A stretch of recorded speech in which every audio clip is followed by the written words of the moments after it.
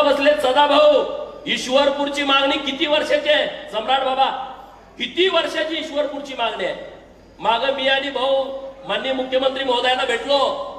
म्हटले बदलून टाकू. साहेबांचा आदेश म्हटल्यावर काय, आता आपलं खानापूर पण बदलायचंय, चिंता करू नका. सुलतान गादेला काय नाव द्यायचंय? सुलतान गादे. त्या लोकांना माझी विनंती आहे, बैठक घ्या. हे असे सुलतान बिलतान इथं चालणार नाहीत, खान मीन इथं चालणार नाहीत. जे नाव तुम्हाला अपेक्षित आहे त्याचं नाव आम्हाला द्या, आम्ही 100% नाव बदलून घेऊ. ईश्वरपूरचं नाव सुद्धा 18 तारखेला बदललं बाबा. काय काय गड्यांच्या तळपायच्या मस्तकात गेली, चोप उडाली. ते जाऊन मला न विचारता कसं काय केलं? अरे राज्याचे ते मुख्यमंत्री आहे, लोकभावना आहे की इस्लामपूरचं नाव ईश्वरपूर पाहिजे आणि म्हणून केला. मी काल कुठंतरी युट्यूब वरती बघितलं, एक हिरवा साहेब म्हणतो की मला ईश्वरपूर मान्य नाही. त्यानं पुढे केलंय. ज्याला बोलायला येत नाही सदाभाऊ, त्याला पुढे केलेलं आहे. त्याला ईश्वरपूर नको आहे. अरे जे हिंदू विरोधी भूमिका घेतील त्यांना इथून पुढं ठेचूनच काढलं जाईल. ही आपल्या सर्वांची भूमिका असणार आहे. ही आपल्या सर्वांची भूमिका आहे. भाऊ एकच वाक्य बोलतो, संताजी घोरपडे यांचं स्मारक तुमच्या विधानसभा मतदारसंघामध्ये आहे आणि त्यांचं जन्मगाव त्या आमच्या मतदारसंघामध्ये आहे आणि त्यामुळं तुमची जबाबदारी वाढती आहे. संताजी आणि धनाजी छत्रपती शिवाजी महाराजांचे असे जातीवंत मावळे होते की मोगलांना त्या घोड्यांना पाणी पिताना सुद्धा संताजी धनाजी दिसायचे, मावळ्यांना तर दिसत होते. आणि त्या संताजींचं स्मारक आमच्या भाळवणीमध्ये करायचं आहे. ते दुर्लक्षित आहे स्मारक. ते स्मारक आणि तुम्ही तिथलं स्मारक तुमच्या तिथलं, हे दोन्ही स्मारकाचं काम भाऊ तुम्ही हातामध्ये घ्यावं अशी माझी तुम्हाला कळकळीची विनंती आहे. रेवण सिद्धाचं पवित्र मंदिर खानापूर तालुक्यामध्ये आहे आणि लाखो लोक तिथं खानापूरला येतात रेवण सिद्धाचं. आणि बाणूरगडला भैरजी नायकांचं स्मारक आहे. छत्रपती शिवाजी महाराजांचा तिसरा डोळा, स्वराज्याचा तिसरा डोळा. मी परवा रायगडावरती गेलो होतो, माझी छाती अभिमानानं भरून आली.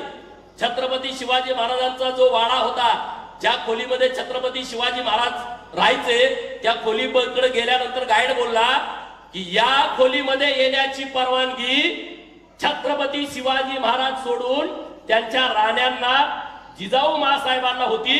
आणि तिसरा माणूस होता, त्या माणसाचं नाव होतं बहिर्जी नाईक. त्या माणसाचं नाव होतं बहिर्जी नाईक. आणि त्या बहिर्जी नाईकांचं समाधी स्थळ माझ्या खानापूर तालुक्यामध्ये आहे.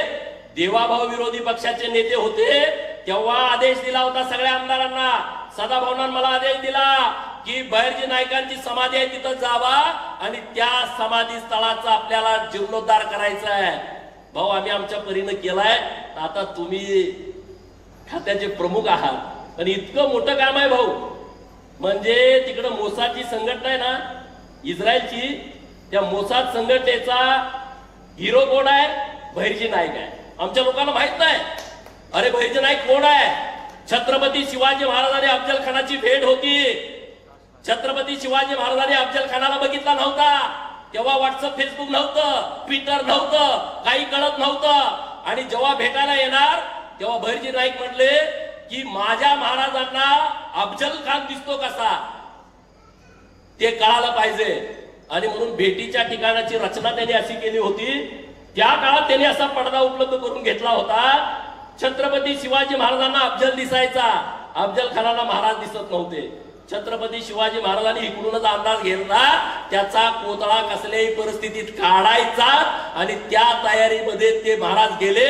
हे सगळं प्लॅनिंग बहिर्जी राजांनी आणि दोघांनी केलं होतं. इतकं जबरदस्त व्यक्तिमत्व आहे आणि ते दोन कामं हे महाराजांशी रिंगडीत काम आहेत, ती तुमच्या हातून व्हावीत एवढीच तुम्हाला विनंती करतो आणि भावना विनंती करतो की आपण आपलं मार्गदर्शन करावं.